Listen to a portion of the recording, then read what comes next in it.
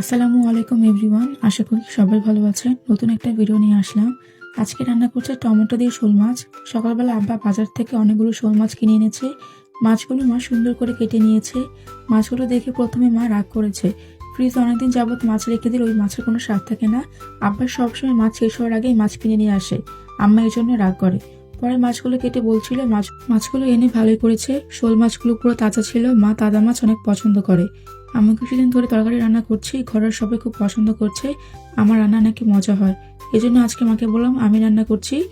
আজকে মার কাছ থেকে কোনো কিছু জিজ্ঞেস করিনি, কতটুকু মশলা দিব, নিজের মতো করে মশলাগুলো দিয়েছি। আমার মন মতো করে তরকারি রান্না করছি। আজকে রান্না যদি মজা হয় তাহলে বুঝবো আমার হাতের রান্না মজা।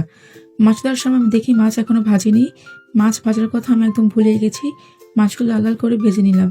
এই কদিন যতবার মাছ ভেজেছি মাছগুলো ভেঙে গেছে। আসলে গ্যাস না থাকার কারণে এরকম হয়েছে। আজকের মাছগুলো সুন্দর করে ভাজা হয়েছে, একটা মাছও ভাঙেনি। আমার রান্না আপনার কাছে কেমন লেগেছে অবশ্যই জানাবেন। এরকম একটা ভিডিও পেতে পেজটিকে ফলো করুন।